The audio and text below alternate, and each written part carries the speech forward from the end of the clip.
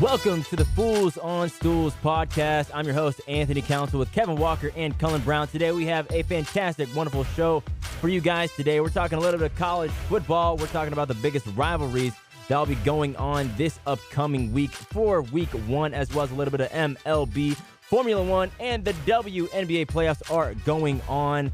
I know you guys are very excited, just as much as I am. So, how are y'all feeling today? Feeling pretty good. Feeling pretty good, yes. Feeling pretty good. Feeling pretty good. Ready for some college football. Ready for, the MLB to get into the final home stretch. Of course, Formula One on its second of 3 consecutive races. WNBA playoffs are kicking in high gear. We've got a lot to talk about today. Oh, yeah, for sure. And I'm pretty excited to get into it, too, especially this college football. And we're close. We're so close to the NFL. I can taste it. Yeah, man. It's crazy. It's crazy. Sports is kicking up. It is the start of the fall. And I know I am just as excited as you guys are. But before we get into it, we got to talk about something that happened last Friday. It's not a positive subject, but it's a subject that needs to be addressed. Duke versus BYU volleyball happened last Friday, and there was an incident that happened that just needs to be addressed that no one really likes to talk about because, we're in 2022, and we would love to think that these things would never happen anymore, but as a matter of fact, they do still happen. Duke volleyball player, I believe Rachel Richardson. Yeah, Rachel Richardson. Yep. Was playing a game, and she's a setter for Duke volleyball. And as she was setting for her first set, someone in the student section of BYU, this was at BYU actually, said a racial slur out loud, and she heard it, and as she said, she didn't get bothered by it, but she was just trying to stay focused on the game. And then when the final set of the game, when the game was basically over, she heard it again, and it's unacceptable. BYU, I believe that they heard about it, but they didn't really take charge of the investigation. As this did happen last Friday, and now it is Wednesday now, and it's kind of being brought to light. That fan has now been banned from all BYU events, and it wasn't even a student, as a matter of fact, at BYU. It was kind of like a bystander in the student section. Yeah. He was a college student at Utah Valley University. Yeah. So a fellow college student, but not at the University of BYU. Right, which was it's unacceptable. It's uncalled for. But the way that she took it, as she took it to social media, was very respectful. And not stereotypical as some may think that some people would react to a racial slur like that. She did it very professionally, very respectfully, and big props to her and to everyone on the BYU team, because they have reached out to her. People from Duke, some professors have reached out to her, showing support, letting her know that that they're there for her, that they love her, which is huge. Yeah, I mean, like you already said beforehand, it's absolutely horrible that we are still having to deal with this and in this world that we live in. I know it took a little while for action to be made, but I'm glad things were taken into action, and that the person was suspended from all games. It's just there's just no room for that. There's just absolutely no need for it at all. I just don't understand why people can't enjoy sports and be happy with it, and just I guess I just don't understand what kind of frame of mind you have to be in to be such a horrible person. Yeah, so the BYU police lieutenant, George Bessendorfer, I apologize if I mispronounced your name, sir, said the initial investigation of the footage from the crowd did not appear to show the person who was banned shouting anything while Richardson was serving.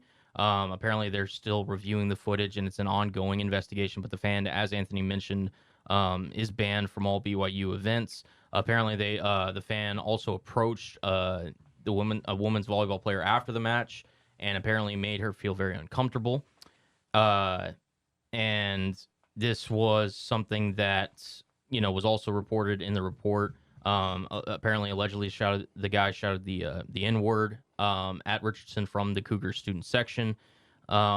Richardson's also for the record, is the only African American player on the Duke Blue Devils volleyball roster. So this is a very serious situation that I'm glad is getting the attention that it deserves, because we've talked about this numerous times on the show that this is not, sports is not a place for racism, for bigotry, for hatred, for any kind of stereotypical hate or assault in any regarding of the matter. And this is something that BYU could have potentially helped, I believe could have done more in order to act quicker and act more decisive and been more deliberate in their response.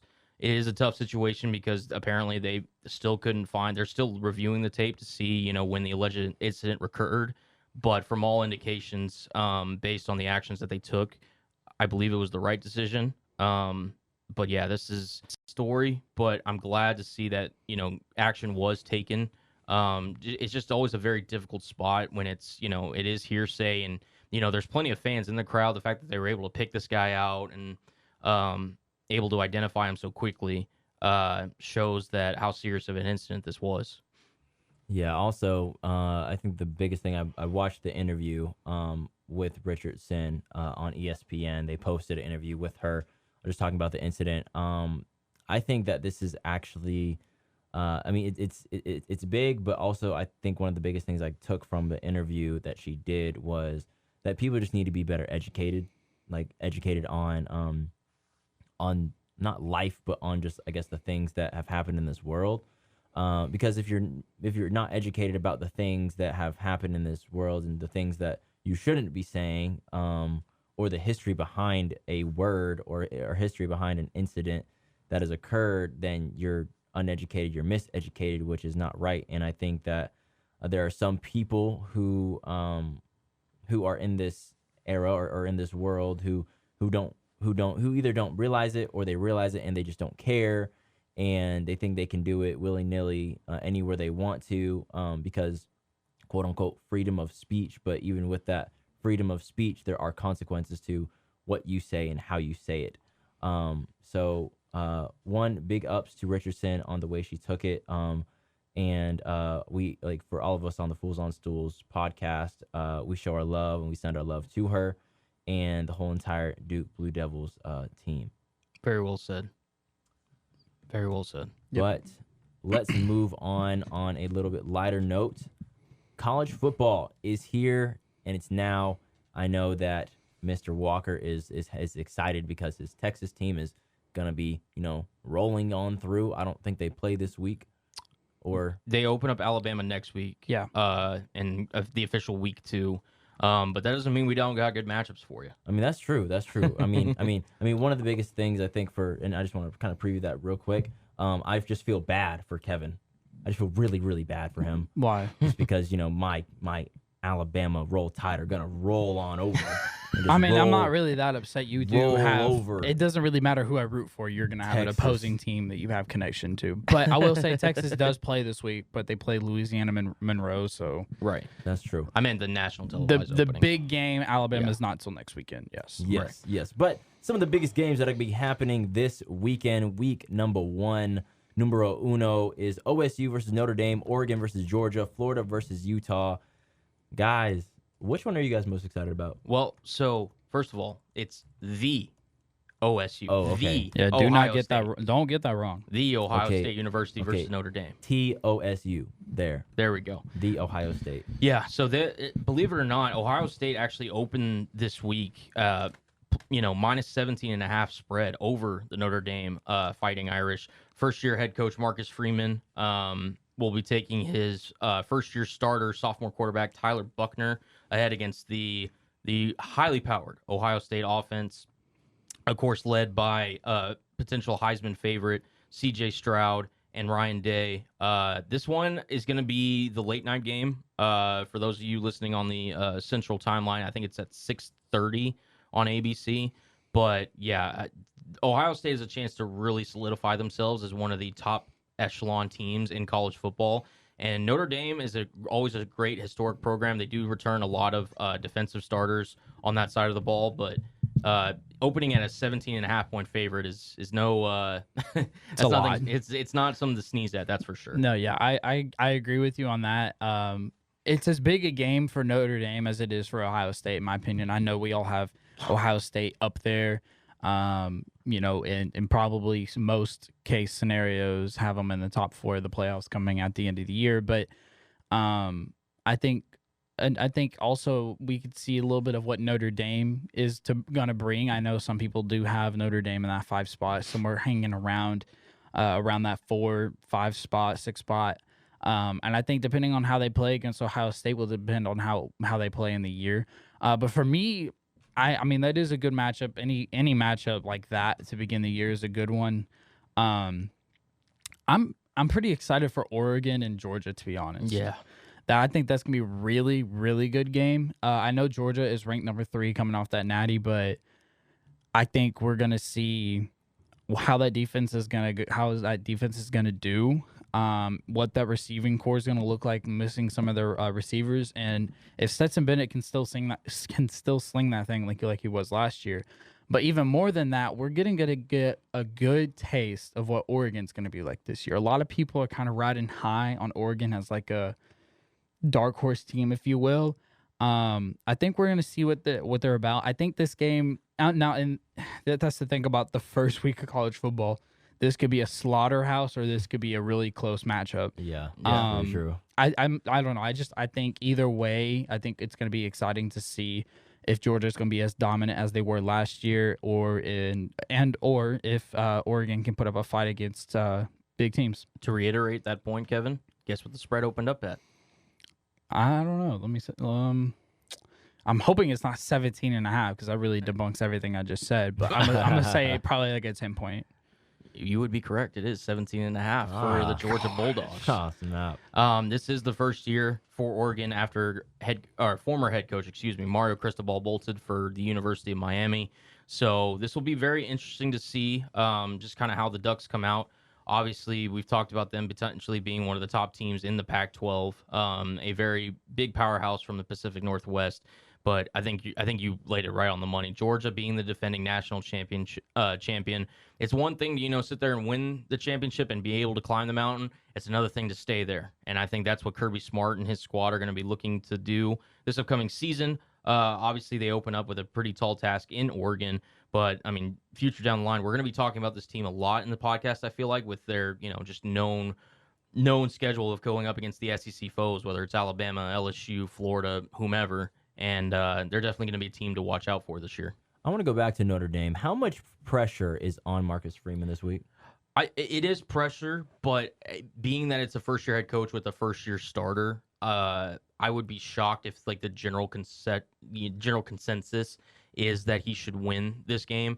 Definitely a very big, high-profile job for Marcus Freeman to take over the Notre Dame head coaching job after Brian Kelly left to go coach the Louisiana State Tigers down in Louisiana. But it's something that right now it's going to take usually 3 years before you really see the true identity of someone's team, especially in college with like the recruiting classes and whatnot, really take shape. So ultimately, we're just going to see how Freeman does. Coaching in kind of situational spots. Is he going to be an aggressive coach on 4th down? Is he going to rely on his defense more than his offense, etc.? So it'll be very interesting from that perspective. But, I mean, C.J. Stroud and the Ohio State Buckeyes are no easy task for your first game as head coach. Absolutely not. So I don't think there's too much pressure. But, I mean, of course, when you're coaching at Notre Dame, there's always going to be pressure, given their legacy. I mean, looking at it, the predictions are, like, insane. It really looks like Ohio State may just bulldoze over them, like, this game. Potentially. I mean, it could get ugly. Ohio State's got, championship aspirations, and, Notre Dame's no slouch in their own right, but I don't know if they're quite at the level of Ohio State at this stage. Anthony, what about you? What would you say is your top matchup to watch? Well, I mean, I got to go with that Ohio State game because, just with the pressure that I think that the media has put on Freeman. Oh, yeah. I mean, it's going to be a tough one. I mean, I want to say Notre Dame's going to pull it out, but we'll just have to see because, like you said, it's a new roster. a new head coach, who's really getting his feet wet. But I mean, Ohio just knows how to. They just know how to play, especially with C.J. Stroud, who potentially could be a Heisman Trophy winner. That is going to be an elite game. But I mean, we'll just have to see. But moving on with Heisman. Here, hold on, no, because there's one more game that I wanted to talk about. Do we have to bring up that game? Yeah, because I think Utah has a damn good chance of making the Final Four this year. Okay, fine. All right. Florida versus Utah. Utah being one of the more underrated defenses in the country, going up against I know we're gonna get to Heisman, but Anthony Richardson from Florida could be a dark horse candidate for some people. I mean, his name is Anthony, so I mean, it makes sense. There you go. The man, put the ball in the air 64 times a year ago, completing 59.4% of his passes, compiling 930 total yards of offense. You might be sitting there thinking, Cullen, that's not really overly impressive. I mean, what's this guy going to potentially bring to the table? This guy is an elite level athlete. He's got the arm to match. He's coming in with a Florida system that is getting, admittedly, their first year head coach in Billy Napier, who came over from, I believe it was Cincinnati, if I'm not mistaken. And I think this is going to completely change this program. Obviously, in my lifetime, whenever I think of Florida, I think of Tim Tebow back in the days, those 2 national championship years, and that kind of historic rise. And really, ever since then, Florida's been, competitive in the SEC. Don't get me wrong, and that is to be respected. But they haven't quite lived up to the level in years past. And Anthony Richardson could be one of those quarterbacks that could really change a program's trajectory. And I'm very interested to see how he looks against a Utah team that honestly might be the most complete team in the Pac-12. We already talked about Oregon and what they could potentially do. Do not sleep on the Utah Utes. Yeah, Utah's going to come in hot. Utah's going to come in really hot. But I kind of want to talk about, just real quick, just what's y'all's prediction on who is going to have the best success this year as a first-year head coach? We have, that's a good question, really. Notre Dame, we have USC, Lincoln Riley, LSU, Brian Kelly. Out of those, Marcus Freeman, Notre Dame, Mario Cristobal, Miami. Yep. That's tough. That is a tough question. I think I'm going to start off. I think I'm going to say Marcus Freeman, just because he's been in that Notre Dame system already. Yeah. He already has all the players' respect. And after what happened to them with their coach leaving, the long-time Notre Dame coach leaving, how that all just abruptly happened, and then he already has the players' side. I mean, he loves the players love him. It's very mutual understanding that we're happy whenever he got the job. He's been in the Notre Dame system for a while. Defensive minded. I mean, the depending factor for how Notre Dame plays this year is going to be on how Marcus Freeman will do.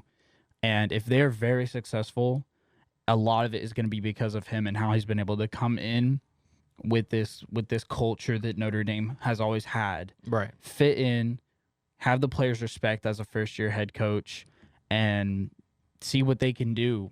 And I think from there they can just build on.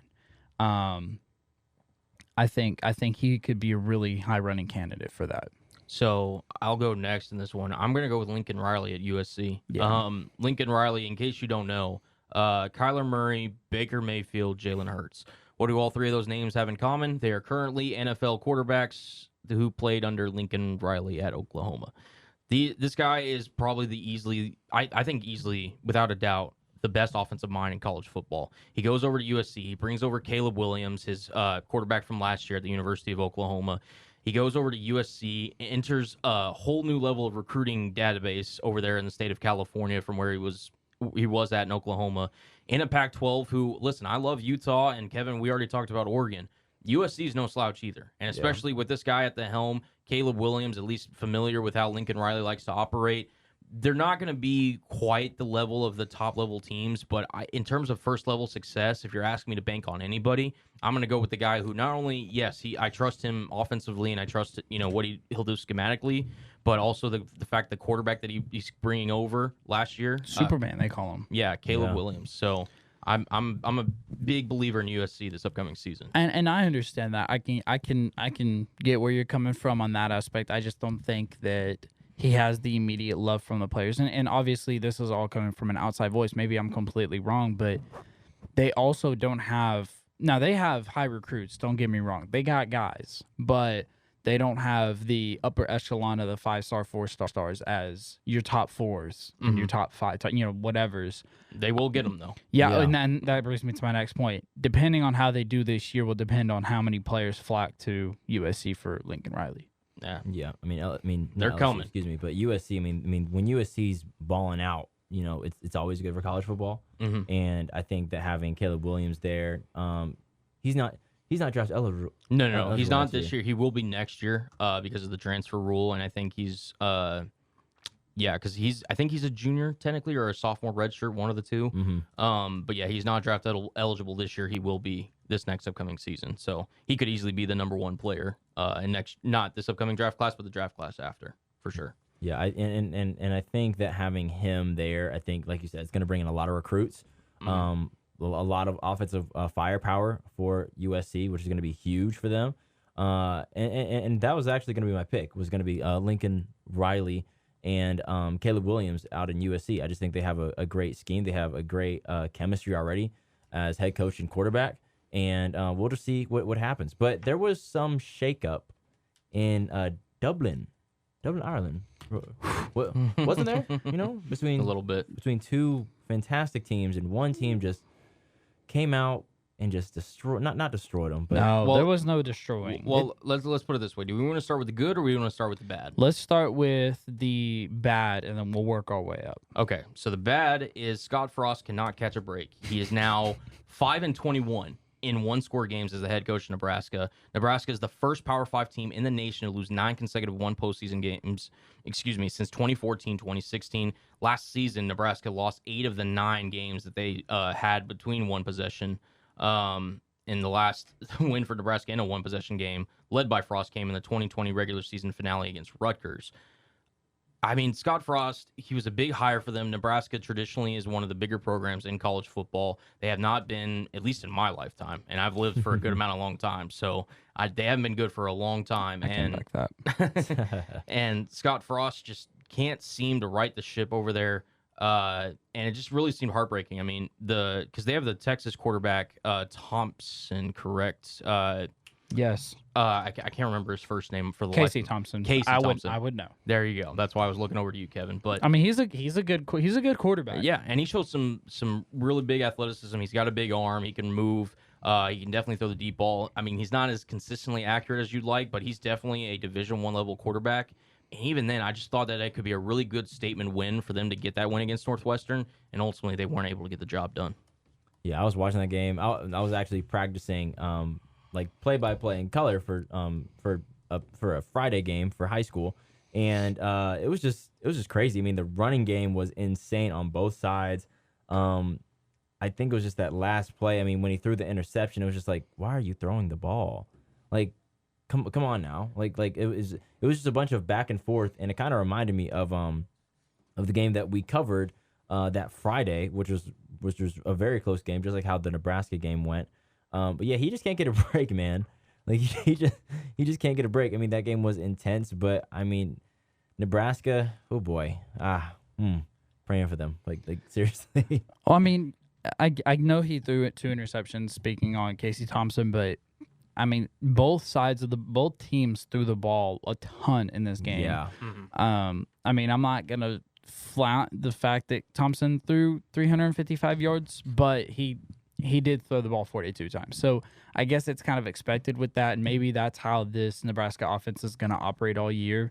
But I think Northwestern being able to I guess I can't say come in there and get the dub because neither team are really home, but they were the underdog of the game. So I guess to kind of get football season going, it's pretty nice to see an underdog win in a close game. But yeah, Nebraska's just got to do better, and you cannot. Why people make mistakes on special teams, I don't understand. You literally have time to think about what you're going to do. That's true. But there was some good that came out. There was a lot of good that came out of it, including, if I may jump to it, of course, including a beer snake. Now, if you're a big fan of sports, which if you're listening to this, then you more than likely are, then you've seen multiple sporting events have beer snakes. And if you don't know what that is, just look it up. It's simple. A lot of people drink a lot of beers. You get the vibes are going pretty great. You meet some new people, and you start collecting all the empty cups and making what is known as a beer snake. Well, playing over in Dublin, the internet went down, and so all beer was free. Now, Cullen and Anthony, both of y'all are old enough to drink. I am not. If you went to a college football game and you found out that beer was free, if I had any keys on me, I might as well just leave them at the stadium. oh yeah, you might as well. Very much. You might as so. well get that Uber ready. Yeah, no, this Yeah, is yeah, for sure. this. Well, and the fact that it's Dublin, Ireland, it's such a freaking Irish thing to do. Is I offer mean, free beer. Dublin, It's- Ireland. It doesn't make any sense, but at the same time, it makes so much sense. Yes. And First college football game, yeah, and we got free beer. yeah. I mean, that's there's not many. It doesn't get better than that. There's not many close trades you can make for losing Wi-Fi at the game or losing internet, but It's like, free hey, beer- I can't get on Twitter, but hey, got free beer. yeah, it's true, and I think it was a great move by the stadium, but great move by everyone who's in charge. Obviously, when you want to drink responsibly, but yeah, great. Think move about by- the social media clout to that stadium. Just the stadium alone Oh, yeah. got yeah. They definitely earned some respect bragging over rights. here. Yeah, no, 100%. I mean, might be something that other college stadiums need to look into. I mean, they have billions and billions and billions of dollars. So I mean, maybe they could look into it, gain a little bit of clout, free beer Saturday. I'm about to say maybe Yep. some beer was poured into the Gatorade for Nebraska. You know, maybe, Hey. that is so wrong. Maybe- that is so wrong. Maybe Coach Frost. I don't know, man. I don't know. That maybe there's a little bit of investigating that needs to be done in that. Maybe. Do you guys think that every first game, like if it's like at home, like they should just do that? They like do a beer snake. I think for like the game, because I mean, all teams have like their crap game. The game where Yeah. they either, if you're a really good team like Alabama, you pay a school to come in and play, or if you're on Like the home- other, if you're on the other side, then Yeah. I was you- gonna say like for homecoming and stuff too. Oh yeah. Oh, like yeah. I mean, that. you really want to rack up those stadiums being full. Free alcohol. That'll you go. do it Facts. for sure. for sure. But getting back to what I said, the beer snake that they made at that game was insane. I don't know if y'all saw it. It was insane. It was stretched over so many aisles. They were actually trying to get it up to go above the next saw to the that. next deck. I saw that. yeah. That was crazy. It was. And then it like broke. It's kind of awesome to see all these minds come together. That's what I was about to say. So whenever you're using a beer snake, it's not just like one or two people. Oh like, no, it's this is like a rows and rows of people. Oh yeah, I mean this is a process that everybody has dropped everything that they're doing to like, okay, this is my new objective. Yeah. I came here to watch football, but this is my job right now. And then when you involve other sections who don't necessarily know what's going on, I mean, they see what's going on, but they don't necessarily know the physics of what's going on, especially in your And they let's call could it become- inebriated state. Like it's And they could become they could speak a language you don't even know, but all you know is that hey, this cup goes into this cup, and we've got to get this done. I mean, hey, we saw it first. International fans know how to get down. Oh So yeah, I think safe to say it's a universal language. It's the language of beer. I think Language of beer. that's Language of definitely But I think we'll definitely have another out of U.S. college football game. I think there may be a little competition thing going around the stadiums this year. I think colleges. if that is something that came out of this, I think that's awesome. Yep. Yeah. Because I guarantee you, if UNC said, hey, free beer for whatever, that stadium would be so packed so fast. Mm-hmm. for sure. People are going to be standing. 100%. Yeah, but there's also another competition that's going to be happening very, very soon. It's actually already started. The Heisman Trophy competition. See who's going to win.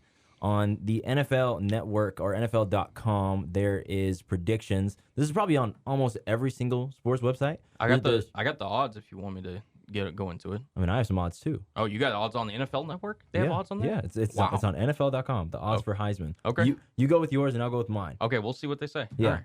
You want me to go first? You go first. Okay. Brought it up. All right.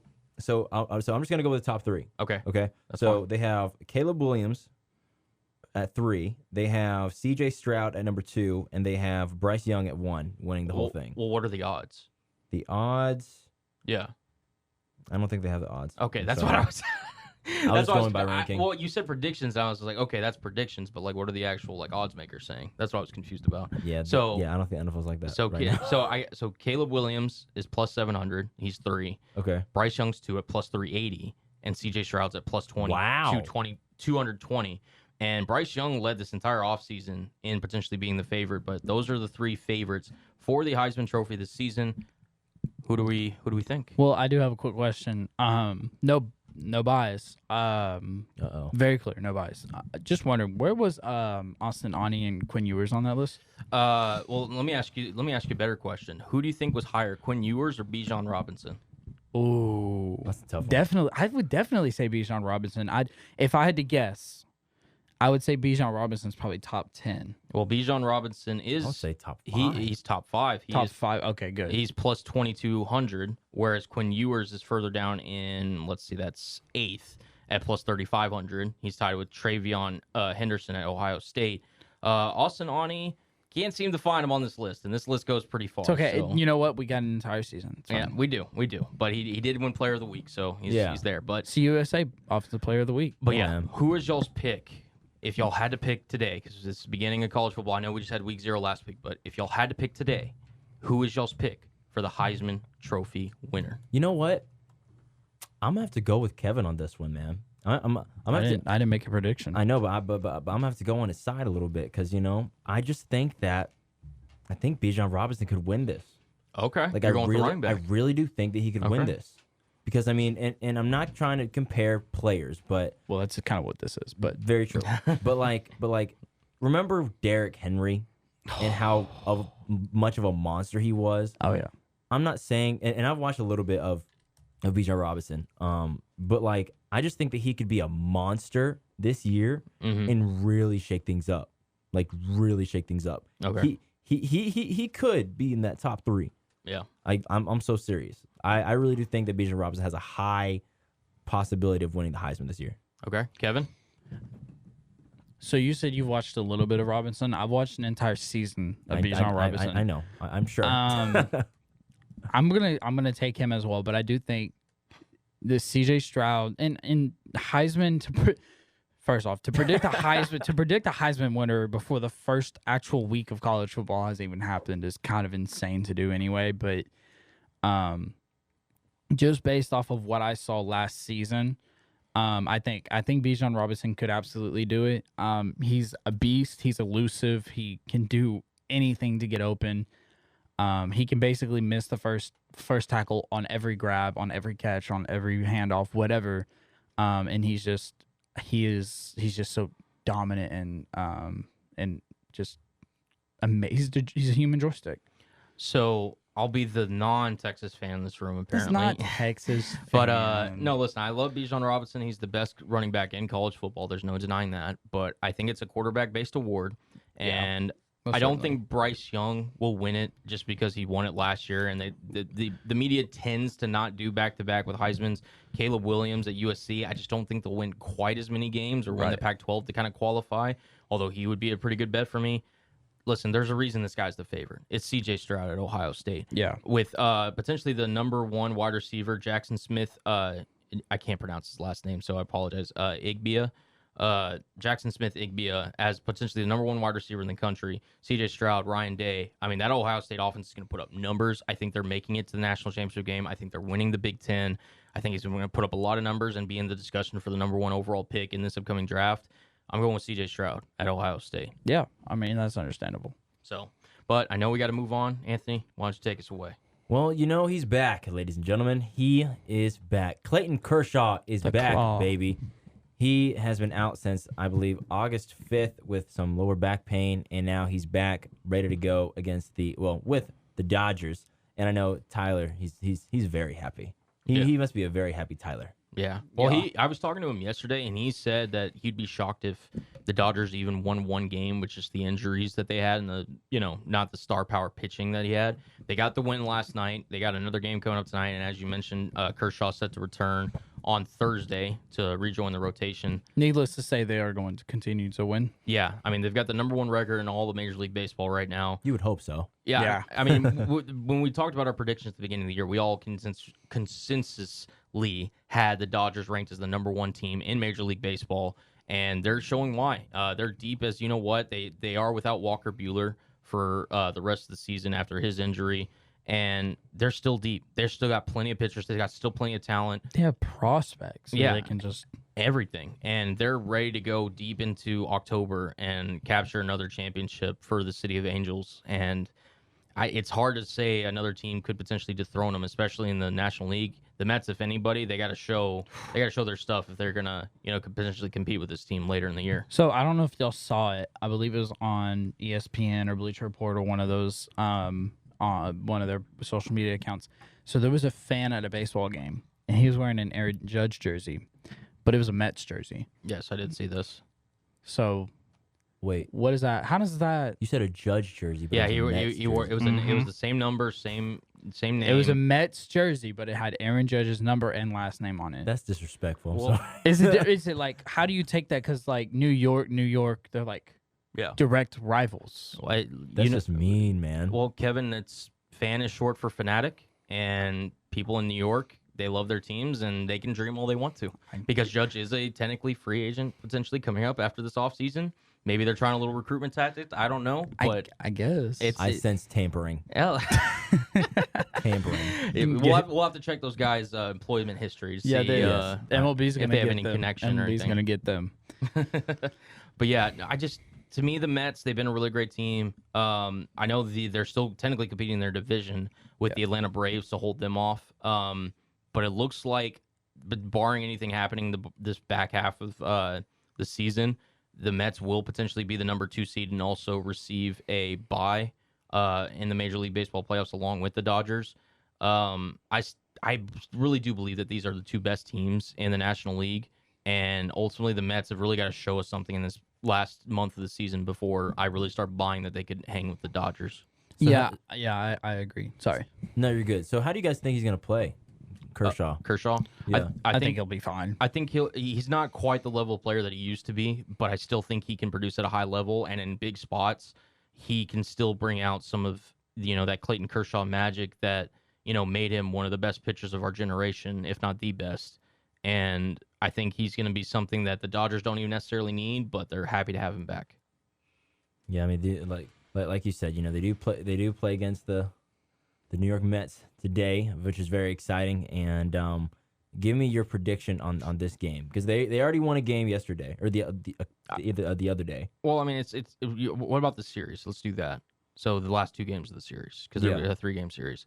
I think the Dodgers take it 2-1, and I think they firmly cement themselves as the favorite in the National League.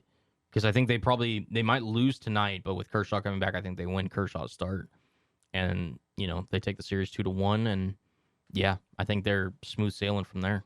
Yeah, Kevin, what do you think? Yeah, I mean, I agree. I think that the Yankees are trying to bring themselves back into the upper echelon of the baseball power rankings, if you will. And then we're going to talk about the Astros here in a little bit, but they've just kind of been on a little bit of a low since the All-Star break. So, I mean, we were talking about the Dodgers, but I mean, we can go talk to the Yankees if you want to. sorry, it's fine. He wants to talk about the American League. Let's get to it. I mean, yeah, but the main person I want to talk about is Aaron Judge. Yeah, of course. So, I was going to transition to that. I did. I'm sorry. Kevin I did it jumped the for gun. you. It's okay. When a player has 51 home runs and this in this part of the season, it's kind of hard not to talk about it, man. I mean, this is baseball. This is a sport that doesn't get much love. That's very true. That's So very true, Kevin. whenever it happens, you got to talk about it. 100%. That's very, very true. You want to talk about it? I mean, I'm talking about it right now. What are y'all's opinions on it? I mean, it's you got to hit the nail on the head right there, buddy. I mean, yeah. Look, the 51. the curse it doesn't just happen like that. The curse of the Joey Gallo trade, out of all people. Ever since then, it just seems like the Yankees haven't quite been themselves. And for a guy who really wasn't hitting well when he was in the Bronx, Gallo seems to really find his groove in Los Angeles with the Dodgers. And the Yankees, Garrett Cole hasn't been the same pitcher consistently as he normally is. Obviously, we talked about Judge hitting 51 homers, but on the other side of it, Houston with Justin Verlander, who's being sent to the 15-day IL with a calf injury, he is expected to be ready for the postseason. Excuse me. I'm not even sure if the Yankees should be the favorite in the American League anymore. I'm really liking this Houston team, respectfully as a Mariners fan. Yeah, of course. But the Houston Astros, should be the betting favorite in the American League to potentially make it to the World Series. They've been the most consistent team all year. They've really seemed to hit their stride in this back half of the season. And the Yankees, they really need to find themselves, because it seems like unless Judge is really hitting and he's on his stuff, that they may or may not be at a disadvantage when it comes to playing these other teams. Yeah, I think that's important to note. It's just we're about to enter the final month of the regular season. Things are about to get really interesting. Teams are going to make it. Teams are going to not make it. Teams to watch out for are going to be the Orioles, especially. I mean, the Orioles and the word postseason haven't combined for a long time. Who are you telling? So who are you telling, Kevin? Whoever's an Orioles fan, I guess. No, I'm saying you're talking about postseason and not having it for a long time. Who are you telling, Kevin?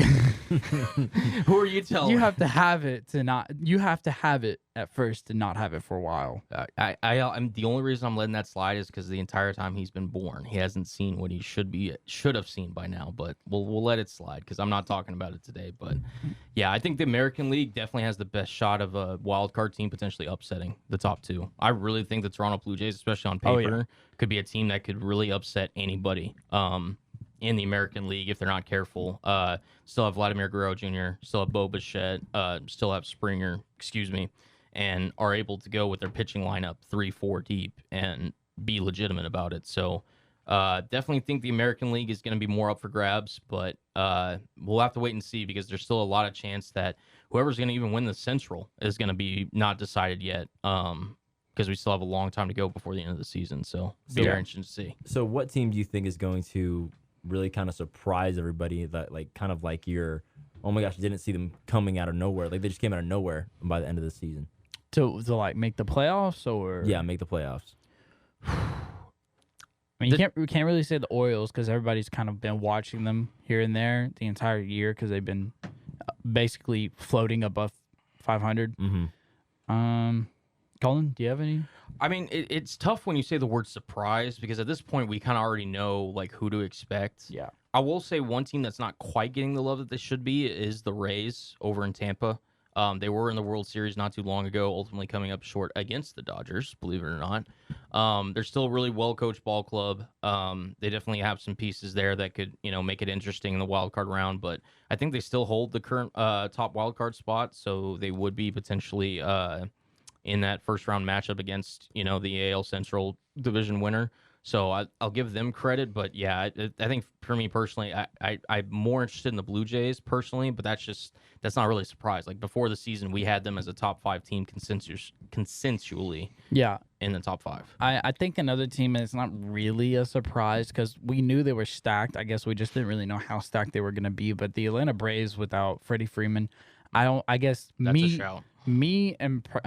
So that's a shout. Like, that's a good point. Yeah, I mean, me personally, I guess after they lost Freeman, who appeared was the heart and soul of that team, they didn't have Ronald Acuna, and we didn't know if he was going to come back the same. I guess some people were riding high on the Braves this year, but I guess coming into the season, I was questionable on them just to see how dominant they were going to be able to be.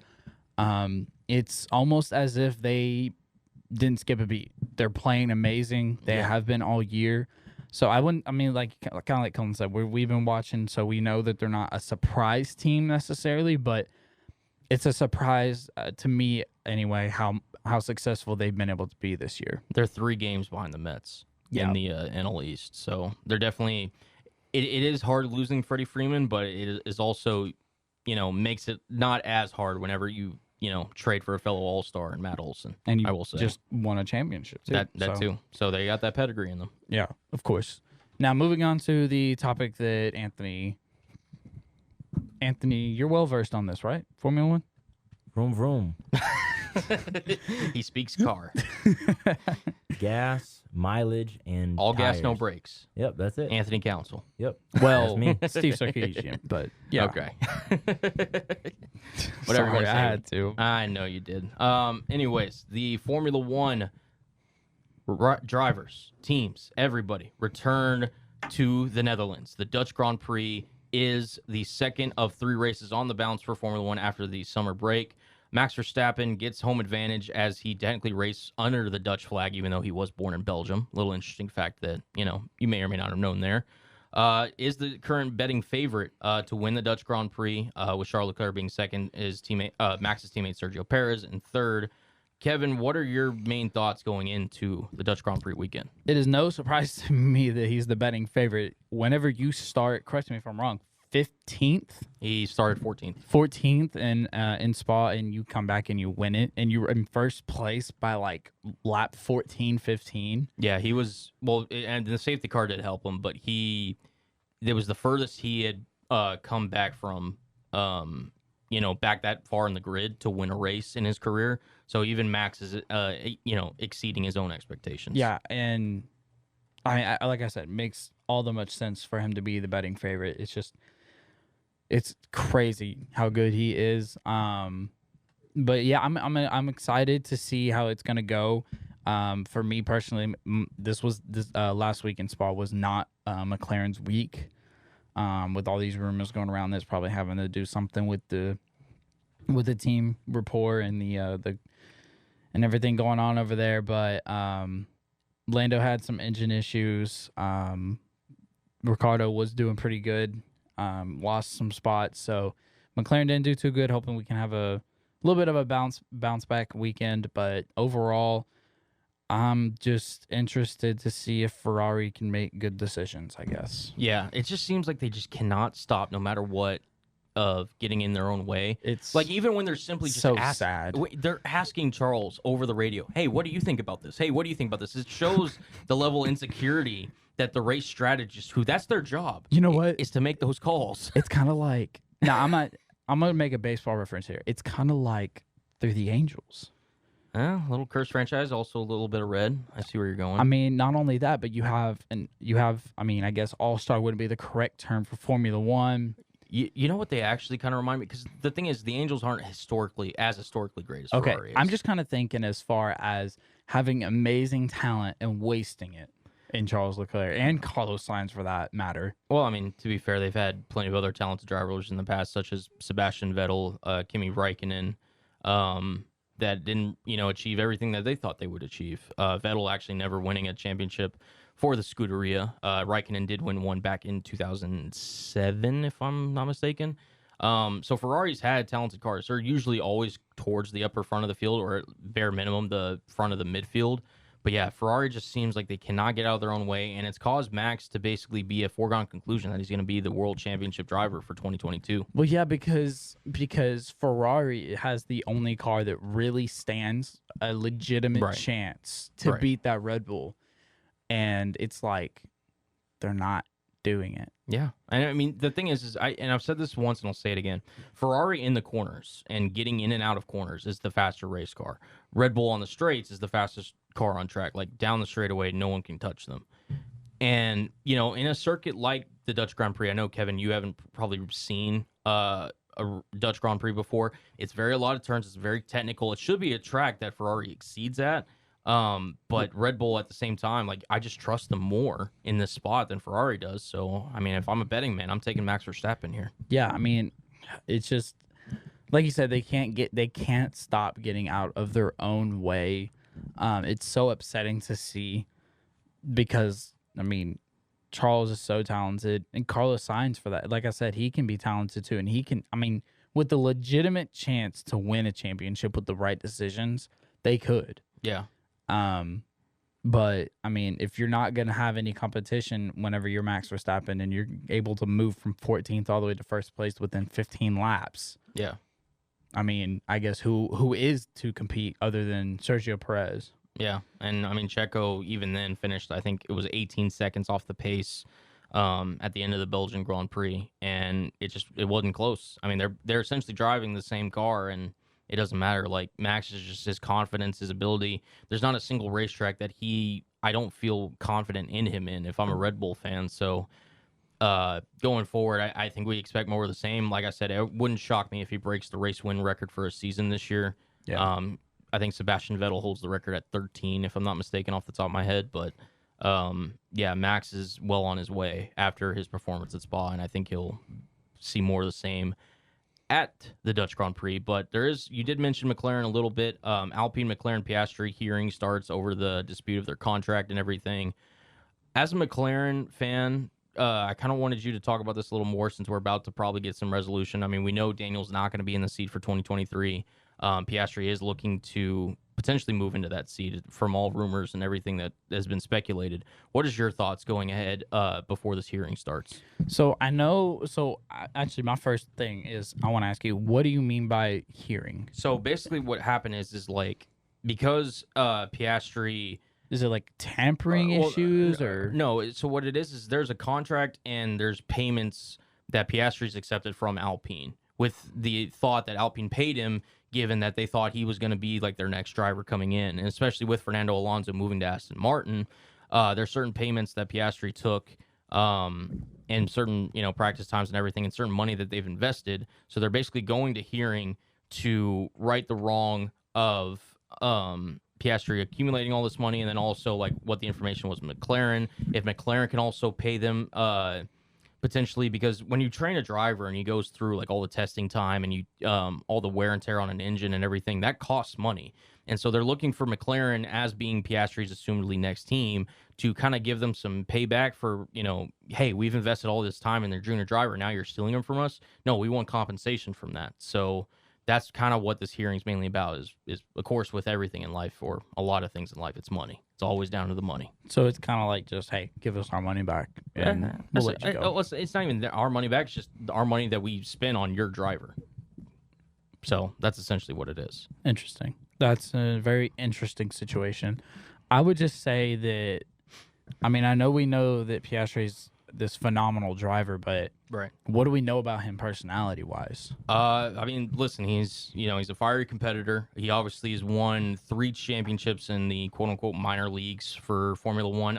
He won in Formula Renault, Formula 3, and then Formula 2, obviously, before sitting out this current season that we're on.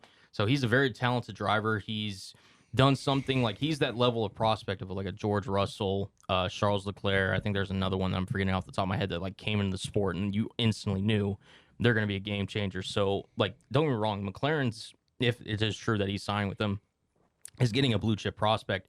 The only question that really seems to matter is when they make it official and working out the contract details with not only Daniel but Oscar himself. Yeah, true. I guess as a McLaren fan, I'm just not necessarily worried, but just wanting to see how this all works out and to see if him and Lando are going to be able to fit in. Because it's no question, however Danny Rick performed on the track, that him and Lando loved being around each other and everything. So I'm interested to see how that goes. Do you want me to blow your mind real quick before we switch gears? Please do. Okay, so Oscar Piastri's manager is a guy named Mark Webber.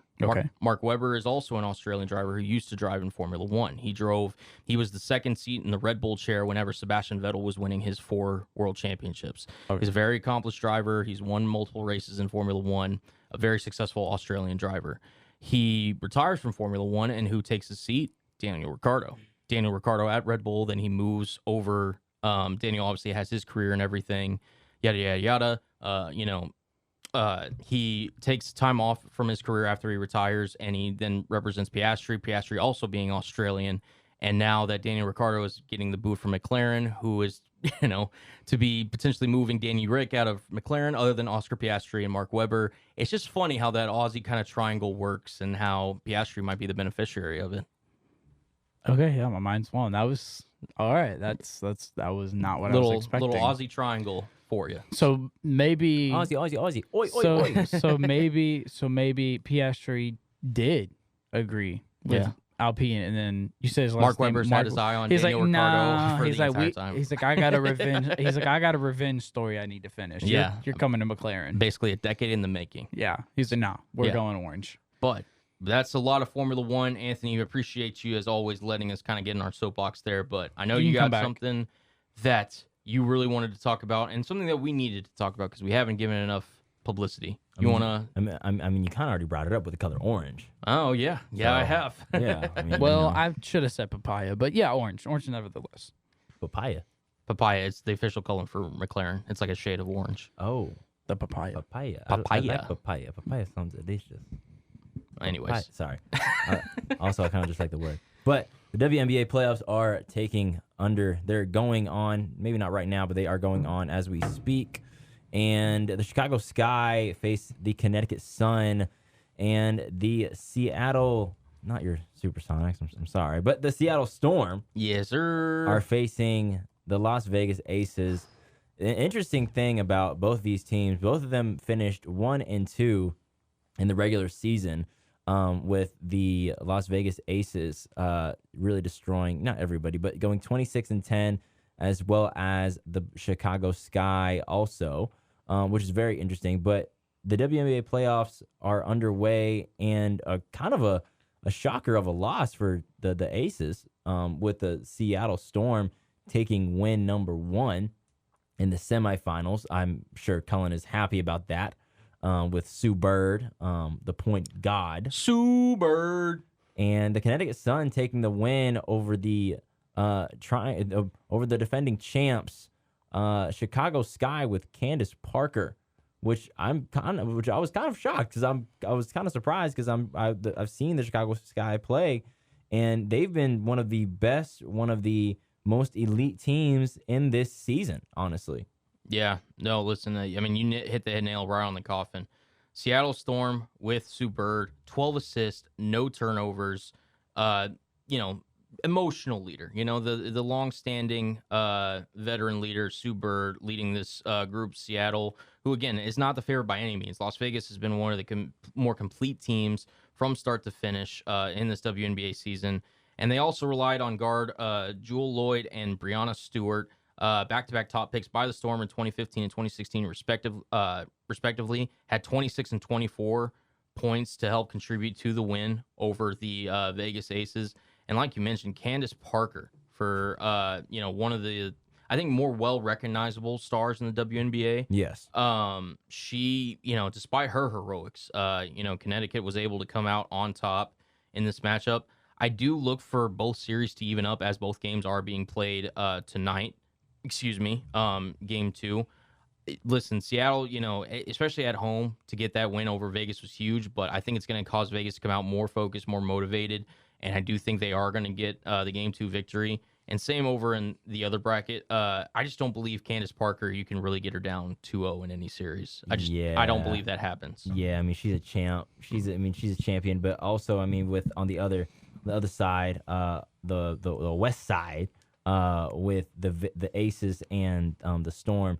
I mean, when you have Kelsey Plum, you have Asia Wilson, who was just announced as Defensive Player of the Year today. I mean, they're unstoppable. It's like watching. It's like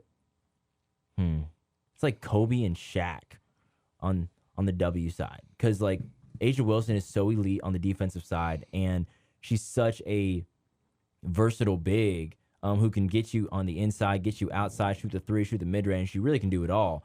And then Kelsey Plum, I mean, she's just an elite guard. I mean, she's probably top 15 of guards in the league right now, with the way she's able to get to the basket, how she's able to shoot the three, and really kick it out to people who they need.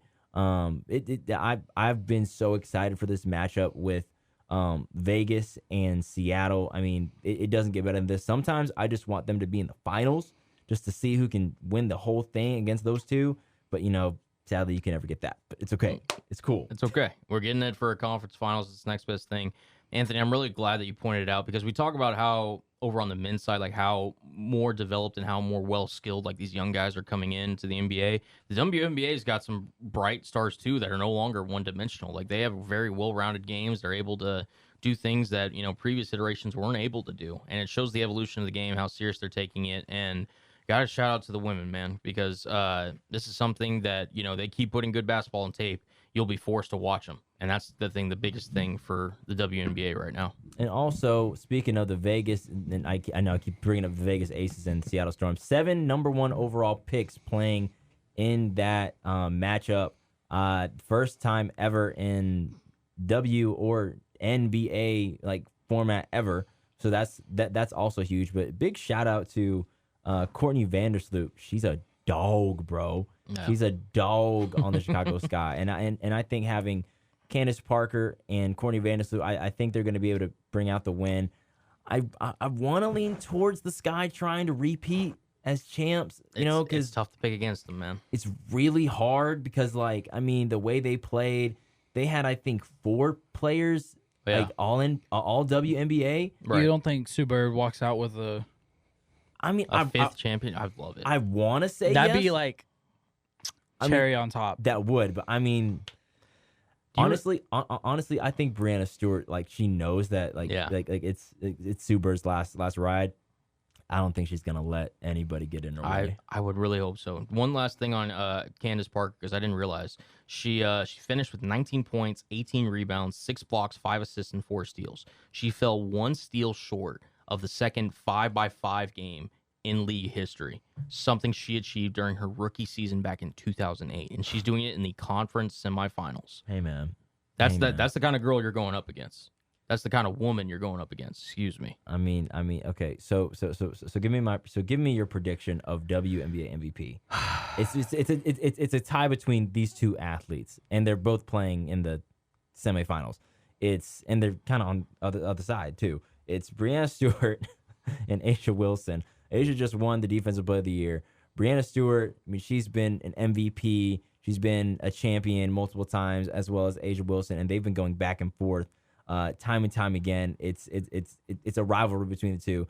If you had to pick your WNBA MVP, who'd you pick out of those 2? Well, look, I think I'm a little biased here, but Gosh. All right, listen, I love Brianna. Oh Lord. I love everything she's done. I love everything she's about. I mean, her recovering from that ACL injury she had earlier in her career, it just shows the kind of the fire and the competitiveness that she has. I think she's one of the best things going in the WNBA right now. And yeah, selfishly, I do think that that it's her. So.